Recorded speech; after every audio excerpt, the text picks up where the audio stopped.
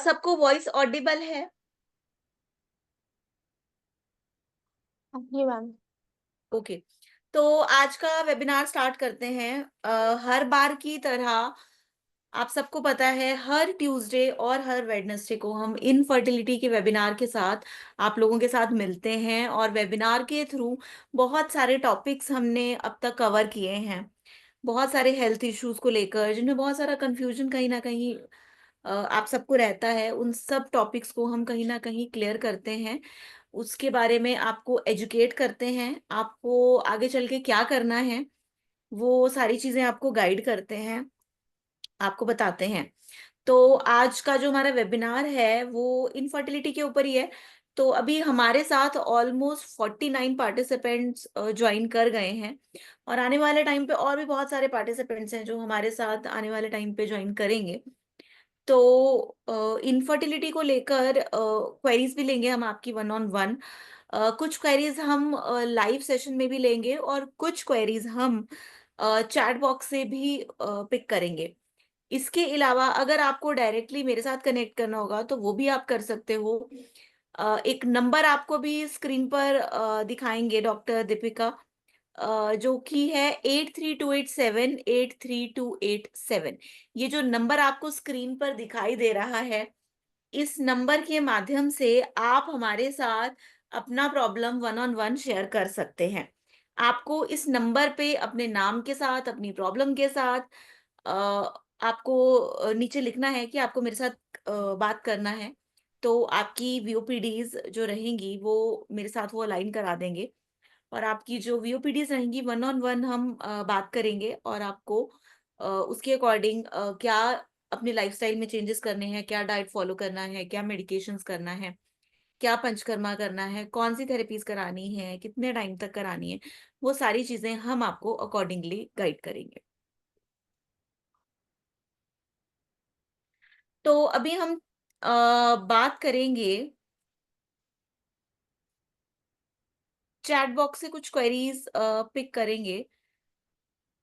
हम्म।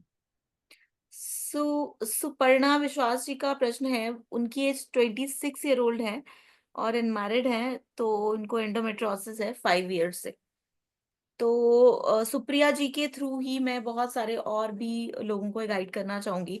Endometriosis आज के समय में बहुत कॉमन हो गया है, पहले के टाइम पे ये इतना कॉमन नहीं देखने को मिलता था और वेस्टर्न वर्ल्ड में ये ज्यादा देखने को मिलता था, पर आज के टाइम पे आप देखोगे एंडोमेट्रियोसिस बहुत कॉमन हो गया है। यंग फीमेल्स में, अनमैरिड गर्ल्स में भी ये प्रॉब्लम बहुत ज्यादा देखने को मिलता है। तो एंडोमेट्रियोसिस में होता क्या है थोड़ा सा ये समझेंगे। एंडोमेट्रियोसिस की एक सिंपल सी मैं आपको पहचान बताऊं तो इसमें बहुत ज्यादा पेनफुल मेंस्ट्रुएशन होता है। यानी फीमेल कंप्लेंट करेगी कि जब उसको पीरियड्स आते हैं, एक तो बहुत हैवी आते हैं और साथ में बहुत ज्यादा पेन के साथ उनको पीरियड्स होते हैं। तो एंडोमेट्रियोसिस के लिए पंचकर्मा थेरेपीज भी हैं और कुछ मेडिकेशंस भी हम देते हैं और उसके अकॉर्डिंग कुछ डाइट भी आपको बताते हैं।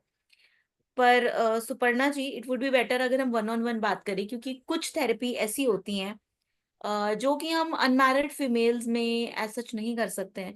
तो वो चीजें जानने के लिए, समझने के लिए एक बार आपसे वन ऑन वन ये बेटर रहेगा अगर हम प्राइवेटली बात करें, क्योंकि सब चीजें हम ऐसे पब्लिक प्लेटफॉर्म पे डिस्कस नहीं कर सकते हैं। तो कुछ चीजें होती हैं जो कि सुपर्णा जी एक बार हम डिस्कस कर लेंगे।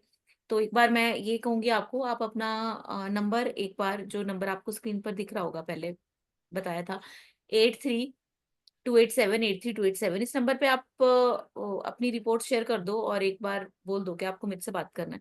तो एक बार मैं आपको सारी चीजें अकॉर्डिंगली गाइड करूंगी। ठीक है। Then we have Komal ji का क्वेश्चन ले लेते हैं। कोमल जी कह रही है उनको पीसीओडी है। तो देखो, पीसीओडी और पीसीओएस बहुत कॉमन है और पीसीओडी और पीसीओएस एक कारण है कहीं ना कहीं इनफर्टिलिटी का। ऐसा बिल्कुल नहीं होता कि हर पीसीओडी और पीसीओएस वाली को इनफर्टिलिटी हो फीमेल को, पर हाँ कई बार ये इनफर्टिलिटी का एक प्रमुख कारण जरूर बनता है। तो पीसीओडी अगर आपको है तो उसके लिए बहुत सारे पंचकर्मा थेरेपीज हम करवाते हैं, इसमें उत्तर बस्तियां कराते हैं, जिसमें बहुत एक रिमार्केबल रिजल्ट्स हमें देखने को मिलते हैं। तो अकॉर्डिंगली हम इसको मैनेज कर सकते हैं। और पीसीओडी में देखो डाइट और लाइफस्टाइल कंट्रोल करना बहुत जरूरी है। आप जितना मर्जी पीसीओडी का ट्रीटमेंट ले लो, अगर आप अपने वेट मैनेजमेंट पे काम नहीं करते हो, या फिर आप अपने लाइफस्टाइल में अपनी नींद, स्लीप, इन सारी चीजों पे काम नहीं करते हो, तो ये चीज ठीक होना थोड़ा सा मुश्किल हो जाता है। तो अगर आप अपना पीसीओडी ठीक करना चाहते हो ना, तो आपको अपनी डाइट में ज्यादा से ज्यादा रॉ चीजें खानी शुरू करो। ज्यादा से ज्यादा फ्रूट सैलड्स लेना शुरू करो। बहुत ज्यादा बासी खाना, ये सब आपको नहीं खाना है। ऑयली फ्राइड फूड्स नहीं खाने हैं। और थोड़ा सा अपनी लाइफस्टाइल में एक्सरसाइज को आपको जगह देनी पड़ेगी।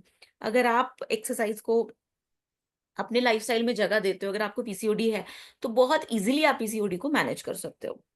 ठीक है। कोमल जी का ओके क्वेश्चन हो गया। Then we have Sonia ji. Madam tried a lot to contact you directly but couldn't। तो सोनिया जी, आप जो नंबर अभी स्क्रीन पे दिखाया था थोड़ी देर पहले, आप उसी पे अपना नंबर शेयर कर सकते हो और बोल सकते हो आपको मेरे से डायरेक्ट बात करना है, मैं आपसे वन ऑन वन बात करूंगी। ठीक है। जयप्रकाश जी का क्वेश्चन है, नील स्पर्म काउंट है। नील स्पर्म काउंट देखो किस कारण से है, पहले तो वो रूल आउट करना जरूरी है। समटाइम्स किसी मेल में बचपन से ही शुक्राणु नहीं होते हैं। कई बार उनके जो टेस्टिकल्स होते हैं वो कई बार अनडिसेंडेड होते हैं, जिसकी वजह से ये प्रॉब्लम होता है। दूसरी बात, कई बार मेल्स में इन्फेक्शन होता है। उनके टेस्टिकल्स में इन्फेक्शन होता है, जिसके कारण उनके स्पर्म्स तो बनते हैं, पर वो स्पर्म्स बाहर नहीं आ पाते। तो वो भी देखना पड़ता है। कई बार हाइड्रोसील होता है, कई बार वेरिकोसील होता है। ये सारी भी चीजें हैं जो हमें देखनी पड़ती हैं। ठीक है। कोमल जी कह रही है regular periods, facial hair growth. बिल्कुल, ये पीसी आपको पीसीओएस है फिर कोमल जी, पीसीओडी नहीं है। पीसीओएस में facial hairs, irregular cycle, weight gain होना, ये सारी चीजें कॉमन होती हैं। ठीक है। रीना जी, आपका भी सेम ही क्वेश्चन है, तो ऑलरेडी मैं आंसर कर चुकी हूँ। अगर आपको वन ऑन वन बात करनी होगी, तो आप 8328783287 पे अपना नंबर के साथ आप अपनी क्वेरी डाल सकते हो, और डायरेक्टली मैं आपसे वन ऑन वन बात कर लूंगी। ठीक है। बहुत इंपॉर्टेंट क्वेश्चन पूछा है आकांक्षा जी ने। देखो इनका क्वेश्चन बहुत इंपॉर्टेंट है और बहुत सारे लोगों को इससे हेल्प मिलेगा। आकांक्षा जी कह रही हैं, मैम मुझे अनएक्सप्लेन्ड इनफर्टिलिटी है, 2 IUI फेल हो गए हैं, और इनका जो एज है वो 30 ईयर्स है, और इनके हस्बैंड का जो एज है वो 34 ईयर्स है। तो देखो, आपने आज तक बहुत सारे इनफर्टिलिटी के कारणों के बारे में समझा होगा। एक बहुत कॉमन कारण होता है जिसे कहते हैं अनएक्सप्लेन्ड इनफर्टिलिटी, यानी कि ऐसी इनफर्टिलिटी जिसमें कारण ही नहीं पता चलता कि किस कारण की वजह से आप माँ बाप नहीं बन पा रहे हो। ठीक है। तो कोई भी इनफर्टिलिटी देखो अनएक्सप्लेन नहीं होती, समटाइम्स उसका कारण रूल आउट हम नहीं कर पाते हैं किसी वजह से, तो वो अनएक्सप्लेन्ड हो सकती है। अगर आप स्किल डॉक्टर से कंसल्ट करते हो, अच्छे गायनाकोलॉजिस्ट से बात करते हो, तो वो अकॉर्डिंगली आपकी प्रॉब्लम को समझ के आपको उसके अकॉर्डिंग जो भी टेस्ट रहेंगे वो गाइड करेंगे, तो आपकी इनफर्टिलिटी का कारण ढूंढा जा सकता है। तो वो अनएक्सप्लेन्ड इनफर्टिलिटी जो है आपकी, वो अनएक्सप्लेन्ड नहीं रहती, वो एक्सप्लेन्ड हो जाती है। मतलब किस कारण से हो रही है, वो कारण अपने को समझ आ जाता है। ठीक है। और ठीक है, 2 बार अगर देखो आपका IUI फेल हो गया है। हम्म। ठीक है, तो देखो आपको एक बार तो प्रॉपर डॉक्टर से कंसल्ट करने की जरूरत है। कुछ कारण बता देती हूँ जिस कारण से अनएक्सप्लेन्ड इनफर्टिलिटी होती है। सबसे पहले आ जाता है महिलाओं में बच्चेदानी का ट्यूबरक्लोसिस देखा जाता है। इसके अलावा महिलाओं में कोई भी ऑटोइम्यून डिसऑर्डर होना भी कहीं ना कहीं अनएक्सप्लेन्ड इनफर्टिलिटी का कारण होता है। ठीक है। तो ये कुछ कारण होते हैं जिसकी वजह से अनएक्सप्लेन्ड इनफर्टिलिटी होती है। या कई बार यूट्रस में फाइब्रोटिक चेंजेस हो जाते हैं, या कई बार आपके जो यूट्रस है उसके अंदर कुछ एडहेजन्स बन जाते हैं, जो कि सम टाइम्स नॉर्मल अल्ट्रासाउंड में रूल आउट नहीं होते। ठीक है। तो उसके लिए कुछ एडवांस्ड इन्वेस्टिगेशंस अपने को करानी पड़ती हैं। तो टेस्ट में हमें लगता है सब सही चल रहा है, पर एक्चुअल में कहीं ना कहीं प्रॉब्लम होती है। तो नीतू जी, अगर आप सॉरी आकांक्षा जी, अगर आपको ऐसा कोई प्रॉब्लम है, तो आप भी एक बार मेरे साथ वन ऑन वन बात कर सकते हैं। वी विल सी हम इसमें क्या बेस्ट कर सकते हैं। राइट। ओके, नीतू जी का प्रश्न है, 35 ईयर्स इनकी एज है और इन्हें यूट्रस में फाइब्रॉइड है। तो ये कह रहे हैं इसमें क्या करना चाहिए। देखो, अगर 5 सेंटीमीटर से कम फाइब्रॉइड है, तो वो कोई बहुत ज्यादा डेंजरस होता नहीं है, फर्स्ट थिंग। सेकंड थिंग, अगर आपके फाइब्रॉइड का साइज बहुत बड़ा है, पहले तो हमें साइज देखना पड़ेगा, ठीक है। और अगर बड़े हुए साइज के साथ कहीं ना कहीं आपको बहुत ज्यादा हैवी पीरियड्स आते हैं, बहुत ज्यादा हैवी मेंस्ट्रुएशन होता है, तो समटाइम्स ये प्रॉब्लम करता है। तो वो चीजें हमें अकॉर्डिंगली देखनी पड़ेंगी। तो उसके लिए नीतू जी एक बार डिटेल्ड हमें हिस्ट्री लेनी पड़ेगी। तो इट वुड बी बेटर आप हमसे वन ऑन वन बात कर लें। तो आप अपना नंबर 8328783287 उस पर शेयर कर सकते हो, तो अकॉर्डिंगली वी विल सी। तो अभी एक कॉलर से बात कर लेते हैं। अभी हमारे साथ ऑलमोस्ट 102 पार्टिसिपेंट्स कनेक्ट कर चुके हैं। तो एक बार डॉक्टर दीपिका की नी पार्टिसिपेंट से एक बार कनेक्ट करवा दो। इप्शिता जी, अनम्यूट करो खुद को। हाँ जी बताएं मैम। हेलो। हाँ जी हाँ जी बताएं। मो नंबर ओके हेलो। बताएं बताएं बताएं। हाँ जी आ, बोलिए। मैं उड़ीसा से बोल रहा हूँ। हाँ जी बताएं। हाँ जी बोलो बोलो सर। हाँ। सर बहुत पीछे से डिस्टरबेंस आ रहा है, या तो आप अभी फ्री नहीं हो या पीछे कुछ डिस्टरबेंस है, आपकी आवाज कनेक्ट नहीं हो पा रही है। तो इट वुड बी बेटर आप थोड़ा फ्री होके बात कर लें। जितने भी लोग रिज, देखो क्वेश्चन पूछते हैं, मेक श्योर आप नेटवर्क में हो, फर्स्ट थिंग। सेकंड थिंग, आप फ्री होने चाहिए। ऐसा ना हो कि पीछे से आवाज आ रहा है या बिजी हो और बीच में कनेक्टिविटी इंटरप्ट होती है। तो इन चीजों का थोड़ा सा ध्यान रखें। ओके। रिजवान जी। हाँ जी, नेक्स्ट क्वेश्चन। नमस्ते मैम। हाँ जी। मैम, मैं कानपुर से बोल रहा हूँ। जी। और एक्चुअली क्या, मेरी मैरिज को जो है 5 साल करीब हो गए। ओके। और मैंने कई जगह दिखाया, तो पहले तो रिपोर्ट सब सही आ रही थी। हम्म। अभी पिछले 6 महीने पहले मैंने वो एसएचजी जो होती है ना, वो मैंने करवाई थी। क्या तो करवाया उसमें था आपने? एसएचजी जो चेक होता है, हम्म। मैडम के करवाया था मैंने। हम्म। तो उसमें दोनों ट्यूब ब्लॉक थी। ओके, आपकी वाइफ की बात कर रहे हैं ना आप? जी जी जी जी। ट्यूबल ब्लॉकेज है, बायलेटरल, दोनों साइड से ट्यूब्स ब्लॉक्ड हाँ, हैं। बाकी बाकी सारी रिपोर्टें ओके थी। और कोई बात नहीं। मैंने भी एज अपने एज कितना है उनका? एज ये 32 है। ठीक है। और ठीक है, मैं आपको बताती हूँ। अभी नहीं, देखो मैं ट्यूब। एक एक मिनट में पूरी बात कर ली जरा आपने। हाँ। तो फिर मैंने अपनी चेकअप करवाए, वो सारी ओके है। तो मैंने दिल्ली में ट्रीटमेंट करवाया है। तो अभी पिछले महीने मैंने एसएसजी दोबारा करवाया था। हम्म। तो उसमें ट्यूब ओपन हो गई ये दोनों। कहाँ से कराया था आपने? ये मैम है, मतलब आयुर्वेद का है, आशा आयुर्वेद, चंचल मैम। ठीक है। तो ठीक है, मैं आपके थ्रू बाकी लोगों को भी गाइड कर देती हूँ। जो जो लोग ट्यूबल ब्लॉकेज से सफर कर रहे हैं, देखो ट्यूब्स का ब्लॉक्ड होना एक आम कारण है। और इसका पता भी नहीं चलता आपको, अगर आप अनटिल अनलेस आप इसके लिए बच्चे के लिए ट्राई नहीं कर रहे हो। ट्यूब ब्लॉक होने की वजह से बहुत सी फीमेल्स होती हैं जो कंसीव नहीं कर पाती। कई फीमेल्स में एक ट्यूब ब्लॉक होती है, कईयों में दोनों ट्यूबें ब्लॉक होती हैं। अब ब्लॉक किससे होंगी? या तो सूजन होगी, या अंदर पानी भरा हुआ होगा, या अंदर कोई एडहेजन्स बन गया होगा, या कई बार ट्यूबें आपस में चिपक जाती हैं किसी कारण से। तो ये कुछ कारण होते हैं जिसकी वजह से ट्यूब्स ब्लॉक्ड हो जाती हैं। तो इसको उत्तर बस्ती प्रोसेस होता है एक आयुर्वेद में, ये मैंने पंचकर्मा में, करवाया था जिसके उसे। थ्रू, यस, जिसके थ्रू हम इसको बहुत इजीली क्योर कर सकते हैं। तो अगर आपका देखो एक ट्यूब ओपन हो गया है तो बहुत अच्छी बात है। तो आपको कुछ टाइम और ट्रीटमेंट कंटिन्यू करना चाहिए, तो आपकी सेकंड ट्यूब भी ओपन हो जाएगी। और अगर बाकी टेस्ट उनके नॉर्मल हैं तो आप कंसीव कर सकते हो, कोई इश्यू नहीं है।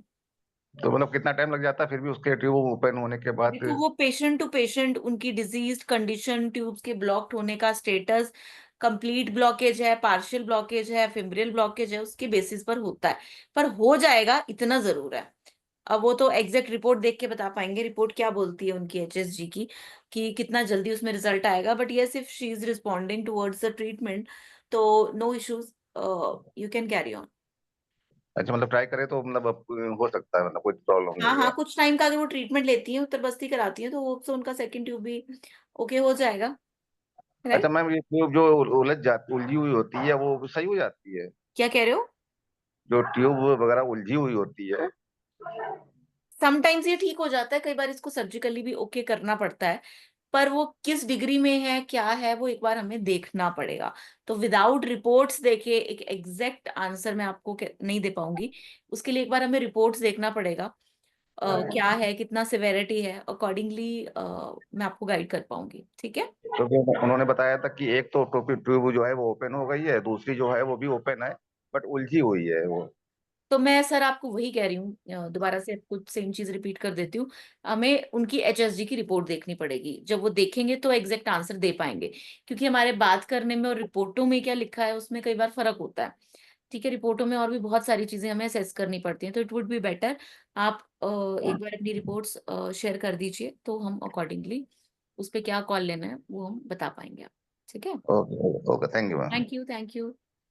नेक्स्ट है सुचि जी का क्वेश्चन है, ma'am I have a problem of low AMH and poor egg quality. तो देखो, लो एएमएच और पुअर एग क्वालिटी आज के टाइम पे बहुत कॉमन प्रॉब्लम हो चुका है। आप देखोगे, पहले बोलते थे कि लो एएमएच आपको बढ़ी हुई एज में देखने को मिलेगा, आजकल कम एज में भी देखने को मिलता है, बिफोर 35, थर्टीज में, अर्ली थर्टीज में भी देखने को मिलता है कि एग काउंट कम हो जाता है।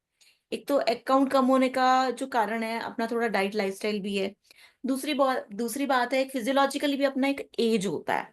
ठीक है, वो एज अपने को नहीं क्रॉस करना चाहिए। दैट्स वाई गाइड किया जाता है कि अर्ली प्रेगनेंसी प्लान करो, है ना, जितना जल्दी हो सके हमें बच्चा प्लान कर लेना चाहिए। तो जैसे जैसे एज बढ़ती है, यस, आपका जो एग का क्वालिटी है और नंबर है दोनों डिक्लाइन करते ही करते हैं। तो सुचि जी, आपका एज कितना है, पहली बात तो ये देखना पड़ेगा। अगर आप लो एमएच के साथ आते हो 25-30 में तो बहुत इजीली ओके हो जाएगा। वहीं आप अगर 45-50s में आते हो तो नहीं ओके हो पाता है समटाइम्स, है ना। तो वो सारी चीजें हमें अकॉर्डिंगली देखनी पड़ेगी।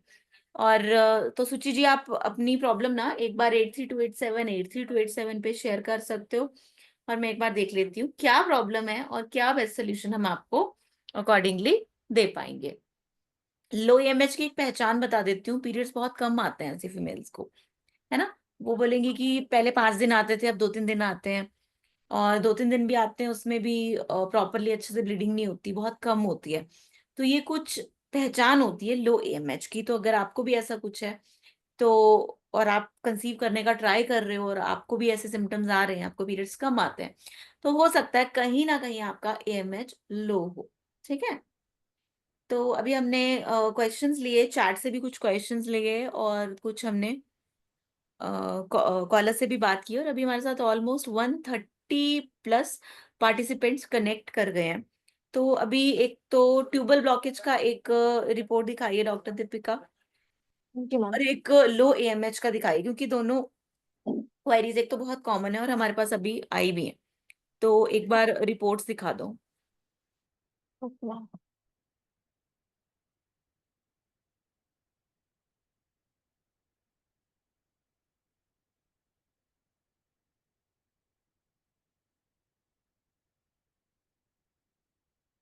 हम्म, हम्म।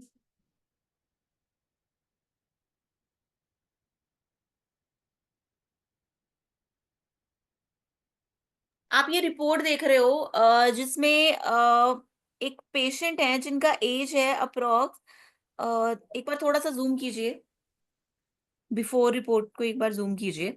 एक बार सारे हाँ जी। ध्यान से देखिएगा, ये रिपोर्ट, एक रिपोर्ट मैं दिखा रही हूँ ट्यूबल ब्लॉकेज का, जिसमें एक फीमेल है जिनकी एज 30 है और उन्होंने एचएसजी कराया है।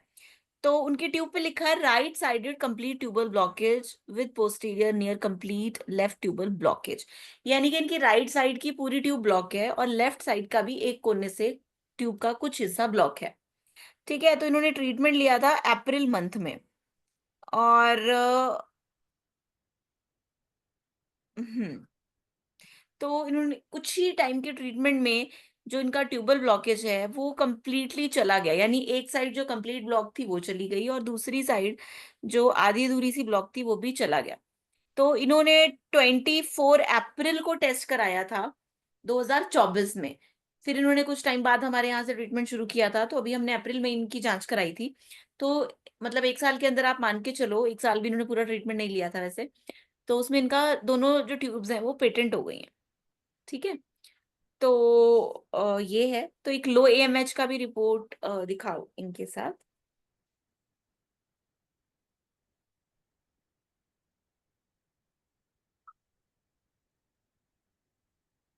आप देख रहे हो एक फीमेल है जिनका एज है 35 ईयर ओल्ड फीमेल, और इनका जो एएमएच है वो 0.01 से 0.010 के आसपास है लगभग। और ये जो इनका एएमएच है कुछ महीनों के ट्रीटमेंट में 2.39 हो गया है। ठीक है, तो ये है लो एएमएच। ठीक होता है, ऐसा प्रॉब्लम नहीं है, पर हाँ इसके लिए आपको डिटॉक्स कराना पड़ता है, इसके लिए आपको पंचकर्म का हेल्प लेना पड़ता है। इसके लिए आपको कपल डिटॉक्स भी हम करवाते हैं, जिसमें मेल और फीमेल दोनों की बॉडी की हम शुद्धि करते हैं। तो डॉक्टर दीपिका, एक पंचकर्मा के ऊपर एक अपना वीडियो होगा, वो एक बार दिखाइए, डॉक्टर नरेश त्रिहन का। एक बार पहले आप समझो पंचकर्मा के बारे में क्या व्यूज हैं, क्या पंचकर्मा होता है, फिर उसके बाद में आपको इसकी इंपॉर्टेंस बताऊंगी, और ये थेरेपीज, कौन सी थेरेपी आपकी कौन सी प्रॉब्लम को ठीक करती है, मैं आपको ये बताऊंगी फिर। तो अभी एक वीडियो देख लेते हैं।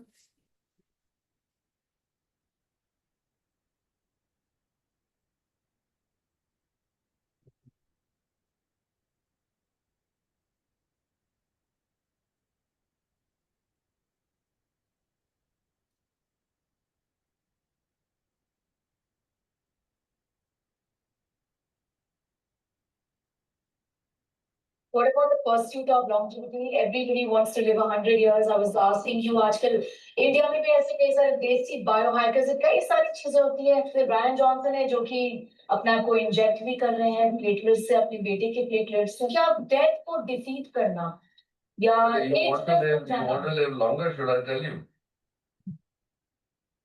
Panchakarma in Ayurveda is the best rejuvenation you can ever do. Once a year, if you can do Panchakarma, you will detoxify yourself enough to live life healthily.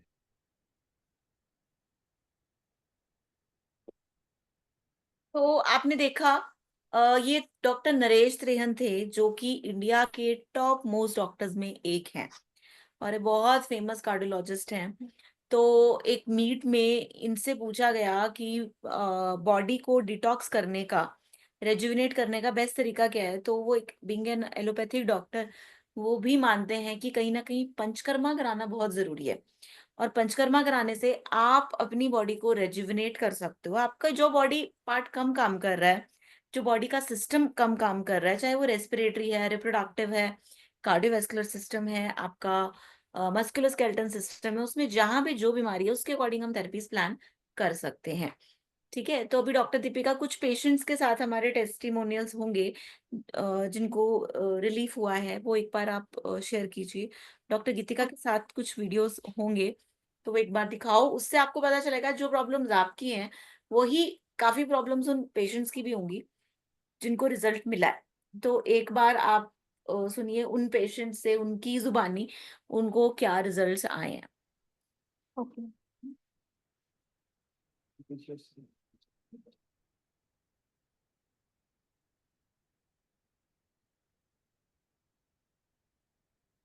हमारे तो पास ये एक केस देखते हैं, पीसीओएस का केस है। अभी कुछ कॉलर से हमारी बात भी हुई थी जिनको पीसीओएस का प्रॉब्लम था।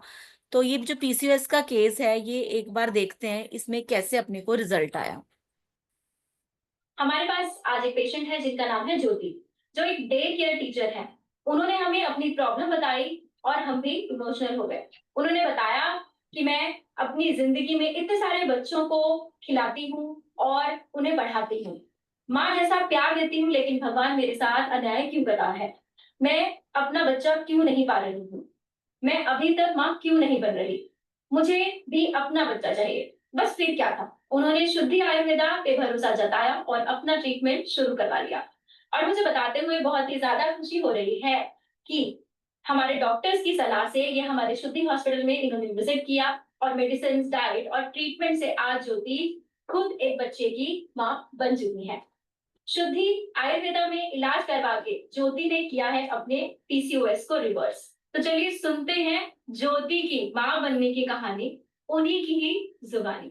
मैं एक डे केयर टीचर हूँ और मैं 2 साल से अपना ट्रीटमेंट करवा रही थी, और मतलब मैं बेबी कंसीव नहीं कर पा रही थी, तो मेरा ट्रीटमेंट डॉक्टर श्वेता से चल रहा था। तो उन्होंने भी मुझे बहुत अच्छे से मतलब मेरी टेक केयर करी और मतलब काफी अच्छे से ट्रीटमेंट दिया। उसके बाद भी यहाँ पे कैंप में आई थी और फिर मैंने मतलब आपके बारे में पढ़ा और मैंने फिर यहाँ से ट्रीटमेंट लिया और उसके बाद में यहाँ आने के बाद मतलब आज मेरे पास एक बेबी भी है और 2 मंथ्स का मेरा बेबी है। तो आज आप किस चीज का ट्रीटमेंट कराने हुए? अच्छा है, आपको कितने टाइम बाद आपने कंसीव किया है? हाँ, पूरा मुझे 3 इयर्स हो गए थे और उसके बाद मतलब मुझे बेबी कंसीव हुआ और अब मैं एक्चुअली मेरा वेट बहुत ज्यादा इंक्रीज हो गया था। 15 kg मेरा वेट इंक्रीज हो गया था, तो अब मैं मतलब वेट लूज करने के लिए निकल के।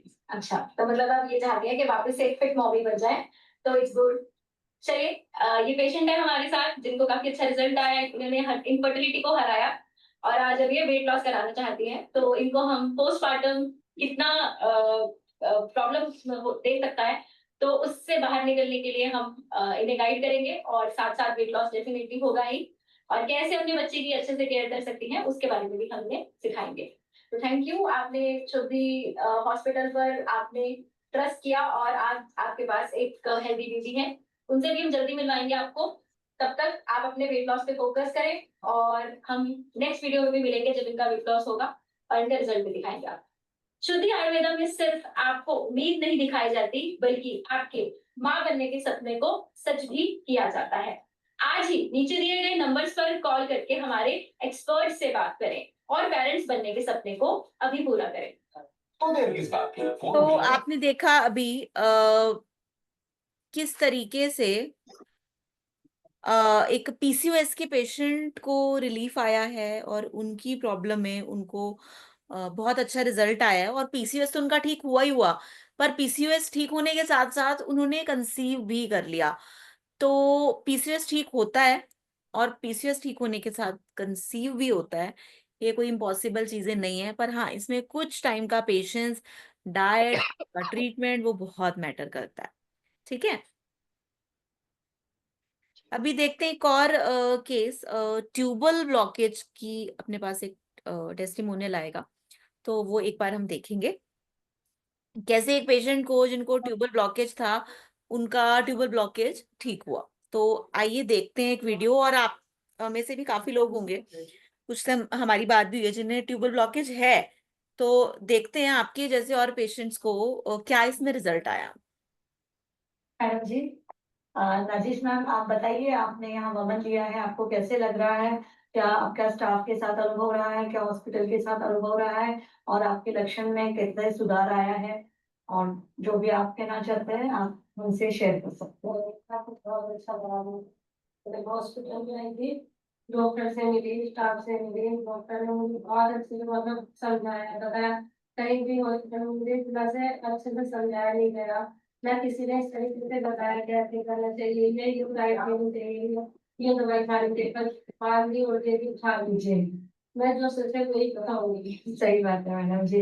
और अभी आपका वजन में या फिर आपकी हल्का में फर्क आया? 69 था जब नहीं आई थी जी, 70 में वो आधे किलो कम था और जी 64 गया जी। और आपको हल्का भी लग रहा है? बहुत हल्का, और जो कपड़े मेरे बहुत टाइट आए, वो टाइट आए थे, बहुत लूज हो गए। ठीक है, मतलब इंच लॉस भी आपको दिख रहा है। चलो अच्छा है, तो आप आगे भी जुड़ेंगे इससे और आप ट्रीटमेंट पूरा करेंगे, और आप यही कहेंगे कि हिम्स में जो ट्रीटमेंट हो रही है आप रेकमेंड करेंगे। अच्छा है, ट्रीटमेंट आपका बहुत अच्छा, शुक्रिया मैम। एक टेस्टिमोनियल और होगा जिसमें एजोस्पर्मिया का एक अपने पास स्टडी होगी, केस स्टडी, वो एक बार दिखाइए। आज के टाइम पे ना बहुत मेल्स का प्रॉब्लम है कि स्पर्म काउंट कम है, नील है, उनकी मॉर्फोलॉजी खराब है, डीएनए फ्रेगमेंटेशन रेट का इशू है, वो सारी की सारी चीजें ठीक होती हैं। एक अपने पास केस है जिसमें एक पेशेंट का स्पर्म काउंट नील था, तो एक बार देखते हैं, समझते हैं कैसे इसमें रिजल्ट आया है और क्या उनके इश्यूज थे, उसको समझते हैं एक बार।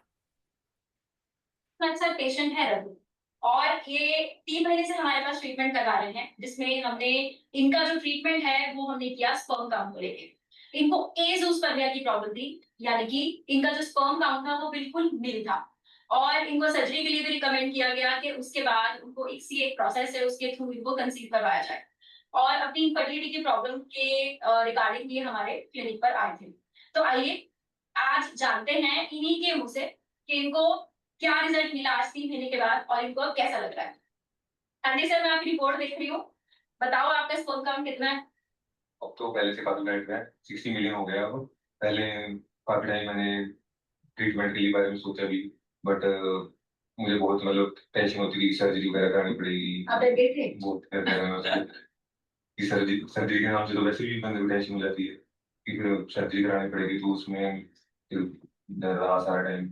फिर मैंने आपका ऐड देखी वहाँ पे, तो ऐड में काफी टाइम मैं स्क्रॉल कर रहा था कि उसमें ऐड है आपकी, तो ऐड देखी मैंने, तो उसमें ऐड में पता लगा कि चलो अब जहाँ की कहीं जगह करा के देख लेते हैं, एक जगह और देख लेते हैं। तो वहां से जब मेरा 3 मंथ का ट्रीटमेंट चला, तो उसमें आपको ट्रीटमेंट कराने में कोई पेन, कोई दिक्कत, कोई ऐसे महसूस हुआ कुछ? नहीं भी, और डिटॉक्स कराने में कोई अनकंफर्टेबल हुआ? बिल्कुल भी नहीं, मेरा ट्रीटमेंट बिल्कुल सही गया।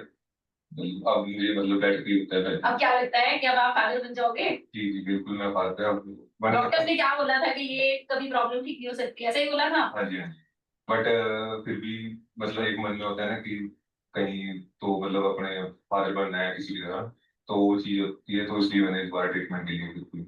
ओके, तो देखिए बहुत सारे लोगों में ये मिथ होता है कि एज़ोस्पर्मिया कभी भी ठीक नहीं हो सकता।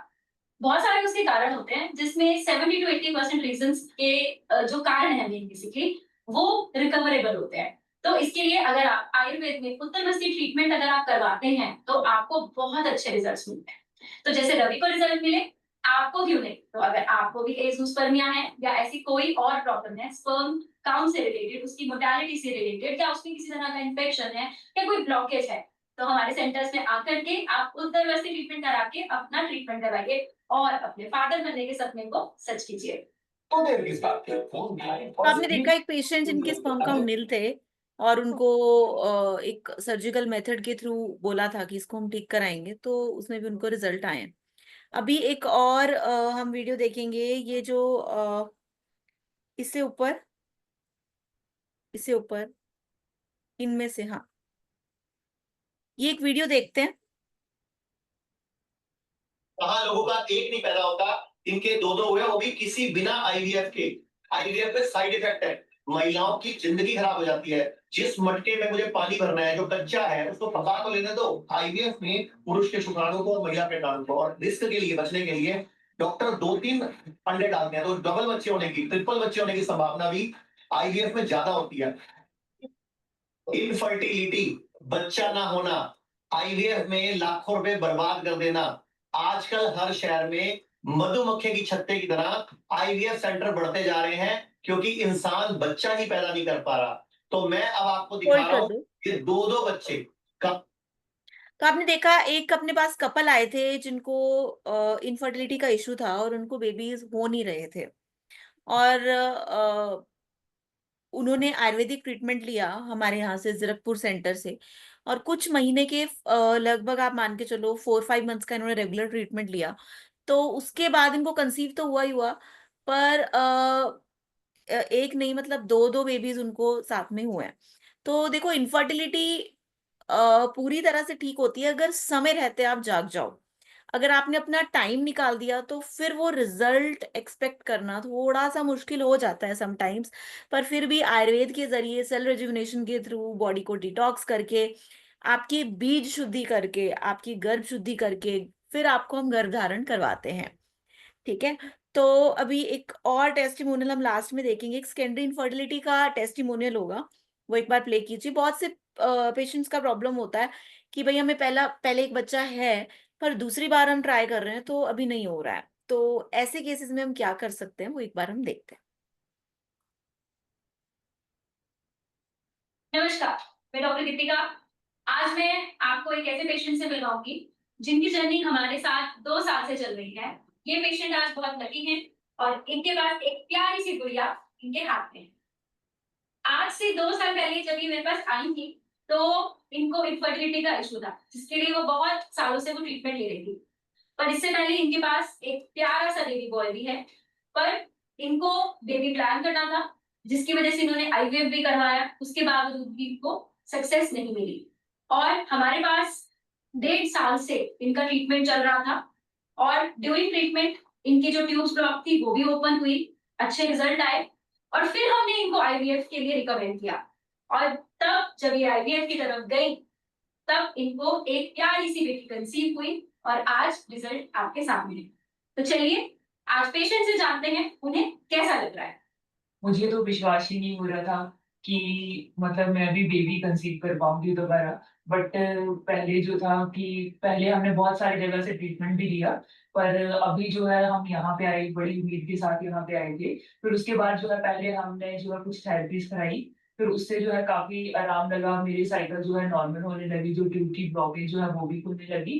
फिर मैं आईवीएफ की तरफ गई और आईवीएफ से अभी जो है मुझे बेबी कंसीव हुआ था, अभी प्यारी सी गुड़िया है मेरे पास, और अभी मैं इसका स्वर्ण प्राशन कराने आई हूँ। तो स्वर्ण प्राशन इनका हम लोग करेंगे, जो कि एक इम्यूनिटी बूस्टर है बच्चे के लिए, जो कि हमारा पूरा गर्भ संस्कार का एक प्रोसेस है जिसमें हम करते हैं। पर इनकी जर्नी में आपको क्या क्या हर्डल्स देखने को मिले कि जब आपने शुरू में हमारे पास आई थी तो आप कितना स्ट्रेस थे कि पता नहीं होगा नहीं होगा, आईवीएफ फेल हो गया था, और उस टाइम पे आपको कैसा लग रहा था? पहले जो मेरे परिवार वाले थे वो भी मुझे बहुत बोलते थे कि एक ही बच्चा है, एक और होना चाहिए। तो फिर हम बहुत उदास भी थे कि अभी नहीं कंसीव हो पा रहा है, तो एक बहुत उम्मीद लेके हम यहाँ पे आए थे, पर यहाँ से हमें बहुत अच्छा रिजल्ट भी मिला। और आईवीएफ जब आपने फर्स्ट टाइम करवाया था तो उस टाइम क्या आपको डॉक्टर ने बोला था कि क्यों सक्सेस नहीं हुआ? आईवीएफ जो था उस टाइम पे अवॉर्ड हो जा रहा था कि इसलिए हो जा रहा था कि जो एग की क्वालिटी जो थी वो सही नहीं थी, जिस वजह से वो बेबी अवॉर्ड हो जा रहा था। तो हम यहाँ पे एक उम्मीद लेके आए थे कि प्रॉपर नरिशमेंट हो, ताकि जो बच्चा हो वो कंसीव भी हो और हेल्दी भी हो। तो अब आपका आईवीएफ कराने के बाद जो बेबी हुआ है, पहले तो आपने नेचुरली कंसीव किया, पर कंसीव नेचुरली इनको दोबारा नहीं हुआ, तो हमने इनको रिकमेंड ये किया कि अगर आप आईवीएफ की तरफ भी जाना चाहते हो उसमें कोई प्रॉब्लम नहीं, बट अपना एग क्वालिटी अच्छा कीजिए। तो इनका हमारे पास लगभग 8-9 महीने के राउंड ट्रीटमेंट चला है। इस 8-9 महीने हमने यहाँ से ट्रीटमेंट लिया है, प्रॉपर उत्तर दस्ती ली है। जैसे ही साइकिल आती थी उससे 3-4 दिन बाद, साथ ही 3-4 दिन के लिए होती थी। तो उसमें कोई दर्द वगैरह आपको कुछ रहता था, कोई अनकंफर्टेबल रहते थे? नहीं, कुछ ऐसा अनकंफर्टेबल नहीं कोई रहता। ऐसा जादू जैसा लगा कि भाई ये एग क्वालिटी कैसे इतनी बढ़िया हो गई, कैसे क्या एक हो गया? जादू ही था मेरे लिए तो ये। तो जब आप आईवीएफ भी आपने करवाया दोबारा, तो क्या उस टाइम लग रहा था कि कंसीव करोगी या नहीं करोगी? पहले तो मुझे बहुत डर था, बट कुछ में बहुत सारी चीजों का ये भी था, मुझे बताया भी गया था कि आपकी जो है क्वालिटी बहुत अच्छी हो चुकी है, तो मुझे एक उम्मीद भी थी, पर वो उम्मीद मेरे लिए अच्छी रही। तो अब आप क्या एक्सपेक्ट करती हैं कि अब आपका जो हम गर्भ संस्कार, जब आप प्रेग्नेंट भी थी तब भी हमने आपका पूरा गर्भ संस्कार किया, तो आपको उसका कैसा एक्सपीरियंस कैसा लगा?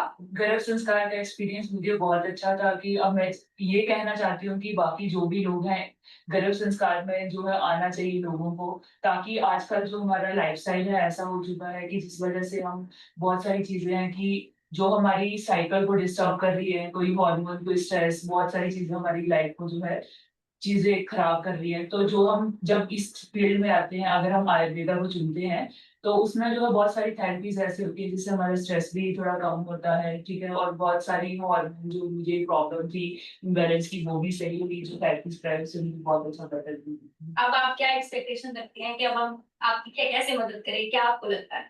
अभी मैं ये एक्सपेक्टेशन रखती हूँ कि अभी जो मेरा वेट बढ़ गया है उसको मैं प्रॉपर लूज कर पाऊँ, पहले जैसी थी, पहले जैसी बॉडी को जो है फिट कर पाऊँ, और जो बेबी है वो भी प्रॉपर हेल्दी रहे। तो इसी के साथ ही हम आपको पूरी हेल्प करेंगे और कोशिश करेंगे कि आप भी हेल्दी रहें, आपका बेबी भी हेल्दी रहे, और इसको हम एक कंसिडर करेंगे कि आयुर्वेदिक बेबी की तरह हम इसको ट्रीट करेंगे, और आयुर्वेदा से ही हम इसको अच्छा रिजल्ट देने की कोशिश करेंगे, अच्छी हेल्थी इम्यूनिटी भी देंगे इस प्यारी सी बच्ची को। और जितने भी लोग इस टेस्टिमोनियल को देख रहे हैं या इनकी स्टोरी, इनकी जर्नी देख रहे हैं, तो रिकमेंडेशन यही होगी कि कोई भी ट्रीटमेंट, किसी भी तरह का ट्रीटमेंट गलत नहीं है, बस टाइम टू टाइम आपकी कंडीशन के अकॉर्डिंग आपको स्टेप्स अलग अलग फॉलो करने पड़ सकते हैं, और उन स्टेप्स के लिए आयुर्वेदिक एक बहुत ही बेहतर ऑप्शन है। तो इसलिए अगर आपको इस तरह की कोई भी आपको प्रॉब्लम्स फेस करने को मिल रही है, या आपका आईवीएफ भी बार बार फेल हो रहा है, एक बार हमारी शुद्धि हॉस्पिटल से आके अपना ट्रीटमेंट जरूर करवाएं। और इनका जैसे आईवीएफ सक्सेसफुल हुआ है, आप भी अपना एक, अगर नेचुरली कंसीव नहीं कर पा रही हैं तो इस प्रोसीजर से पहले भी अपनी बॉडी को डिटॉक्स करवा करके आप अपना आईवीएफ तक सक्सेसफुल करवा सकते हैं। तो आपने देखा एक अपने पास एक पेशेंट की जर्नी देखी आपने, जिनके लिए समहाउ आईवीएफ ही एक फाइनल रास्ता था। पर उनका आईवीएफ भी जो करवाना था उसके लिए उनके जो पैरामीटर्स थे, जो एग्स की क्वालिटी थी, वो सब ओके करने के लिए अपने पास पंचकर्मा ही एक मात्र साधन था। तो उनका हमने बीज शुद्धि कराया और उसके बाद उन्होंने चाहे आईवीएफ ही कराया, पर वो भी उनका सक्सेसफुल हुआ। तो अभी देखो, बहुत सारी पार्टिसिपेंट से हमने बात की, बहुत सारे लोगों के प्रॉब्लम को समझा और बहुत सारे लोगों के प्रॉब्लम के थ्रू आप सबको भी एड्रेस किया। आप लोगों की भी बहुत सारी प्रॉब्लम सेम होगी, तो आपको भी कहीं ना कहीं उन सारी कॉन्वर्सेशन से बहुत कुछ सीखने को मिला होगा। तो देखो, बच्चा पैदा करना सिर्फ एक फीमेल का काम नहीं है। जितना एक फीमेल का कंट्रीब्यूशन है, उतना ही कंट्रीब्यूशन एक मेल का भी है। जितना इम्पोर्टेंट फीमेल के यूट्रस का हेल्दी होना, उसके एग्स का क्वालिटी वाला होना और उसके हार्मोन्स का बैलेंस होना जितना जरूरी है, उतना ही जरूरी एक मेल के हेल्दी स्पर्म्स का होना भी उतना ही इम्पोर्टेंट है। मेल्स का स्पर्म काउंट सही है, उसका मॉर्फोलॉजी, उसकी संरचना सही है, उसकी क्वालिटी अच्छी है, क्वालिटी ऑफ स्पर्म्स अच्छे हैं, तो ही एक हेल्दी बेबी हो सकता है। तो ये एग और स्पर्म को आप हेल्दी कैसे करोगे? इन एग और स्पर्म को आप हेल्दी कर सकते हो बीज शुद्धि के माध्यम से। जब आप बीज शुद्धि कराते हो, उसमें बहुत सारे डाइट, लाइफस्टाइल चेंजेस और पंचकर्मा के कुछ प्रोसेस हम यूज करते हैं, जिसके थ्रू आपके एग और स्पर्म को हम हेल्दी बनाते हैं। पहले तो अपने को बीज अच्छा चाहिए, तभी उससे एक अच्छा पौधा उत्पन्न हो सकता है। उसी तरीके से अगर फीमेल का एग और मेल का स्पर्म हेल्दी होगा, तो ही एक हेल्दी बेबी हो पाएगा, तो ही आपकी प्रेगनेंसी स्मूथ जाएगी, तो ही अबॉर्शन के चांसेस कम होंगे, तो ही हेल्दी बेबी आप कर पाओगे। तो ये सारा का सारा प्रोसेस आपके गर्भ धारण के अंदर आता है। तो सबसे पहले तो हम आपके बीज की शुद्धि करते हैं। जब बीज शुद्ध हो गया, फिर उसके बाद आपके गर्भ की शुद्धि करते हैं। गर्भ की शुद्धि मतलब यूट्रस को बच्चे के ग्रोथ के लिए रहने लायक बनाते हैं, ऐसा बनाते हैं जिससे बेबी को अच्छा न्यूट्रिशन मिल सके, माँ हेल्दी रह सके, वो सारी चीजें करते हैं। उसके बाद जब गर्भ शुद्ध हो जाता है, उसके बाद हम गर्भ धारण कराते हैं। ठीक है, फिर हम फीमेल को और जो कपल हैं उनको रेडी कराते हैं कंसेप्शन के लिए। पर इन जनरल क्या हो रहा है, लोग गर्भ शुद्धि नहीं करा रहे, बीज शुद्धि नहीं करा रहे, सीधा कंसीव करा रहे हैं। यही कारण है, कहीं ना कहीं बार बार अबॉर्शंस होते हैं, कहीं ना कहीं बार बार रिपीटेड मिसकैरेजेस होते हैं। तो जब आप स्टेप बाय स्टेप चीजों को फॉलो करोगे, पहले बीज शुद्धि कराओगे, फिर गर्भ शुद्धि कराओगे, फिर गर्भ धारण कराओगे, फिर गर्भ संस्कार कराओगे, फिर गर्भ में पल रहे बच्चे के हेल्दी रहने के लिए, उसके फिजिकल, मेंटल, स्पिरिचुअल वेलबींग के लिए क्या क्या स्टेप्स फॉलो करने हैं, फिर जब आप वो स्टेप्स फॉलो करोगे, तो आप एक हेल्दी बेबी को बर्थ दे पाओगे। तो ये सारे के सारे स्टेप्स फॉलो करना बहुत जरूरी है। ठीक है, तो ये सारे के सारे स्टेप्स फॉलो करने आप जितना जल्दी फॉलो करोगे, उतना जल्दी आप हेल्दी कंसेप्शन फॉलो कर पाओगे। और अगर आपका एएमएच कम है, उसके लिए अपने पास ट्रीटमेंट्स हैं। आपका लो एएमएच है, हम इसमें उत्तर बस्तियां कराते हैं, बहुत फास्ट रिजल्ट्स आता है। लो एएमएच में विरेचन बहुत अच्छा रिजल्ट देता है। बहुत से फीमेल्स हैं जिनको पीसीओडी है, फाइब्रॉइड्स बार बार होते हैं, एंडोमेट्रियोसिस होता है, ऐसे में वमन और विरेचन दोनों को हम करवाते हैं। ठीक है, पर वो पेशेंट की कंडीशन के अकॉर्डिंग, उसके बल के अकॉर्डिंग हम करवाते हैं, उसके दोष क्या हैं उसके अकॉर्डिंग कराते हैं। वो चीजें पता चलती हैं जब हम आपकी डिटेल हिस्ट्री लेते हैं। वो चीजें तब पता चलती हैं जब हम आपकी नाड़ी देखते हैं, जब हम आपकी जीभ देखते हैं। तो फाइब्रॉइड भी ठीक होते हैं, वमन प्रोसेस बहुत अच्छा रिजल्ट देता है। पीसीओडी है, उसमें भी वमन बहुत अच्छा काम करता है। अगर आपको हार्मोनल इम्बैलेंस है, तो उसमें हम विरेचन प्रोसेस कराते हैं। अगर आपको एंडोमेट्रियोसिस, पीसीओडी, फाइब्रॉइड्स में हम उत्तर बस्तियां भी कराते हैं। आपकी डिजीज के अकॉर्डिंग जो उत्तर बस्ती है, वो हम इसमें अकॉर्डिंगली करवाते हैं। आपके एएमएच अगर कम है, तो उसको न्यूट्रिशन देने के लिए हम आपको स्नेहपान भी कराते हैं। ठीक है, जिसके थ्रू आपकी बॉडी में जहां जहां नरिशमेंट जाना है, वहां नरिशमेंट जाता है। जहां जहां से टॉक्सिन्स को हमें खींच कर बाहर निकालना है, वहां वहां से हम उन्हें भी बाहर निकालते हैं। इसके अलावा उद्वर्तन प्रोसेस बहुत अच्छा काम करता है उन फीमेल्स में जिनका बहुत ज्यादा वेट गेन है। चाहे फीमेल हो या मेल हो, दोनों में ही अगर ओबेसिटी है, बहुत ज्यादा वेट गेन है, तो उसमें हम उद्वर्तन प्रोसेस करवा के ये सारी चीजें फॉलो करवाते हैं। इसके अलावा फीमेल्स और मेल्स दोनों में ही स्ट्रेस बहुत कॉमन फैक्टर है।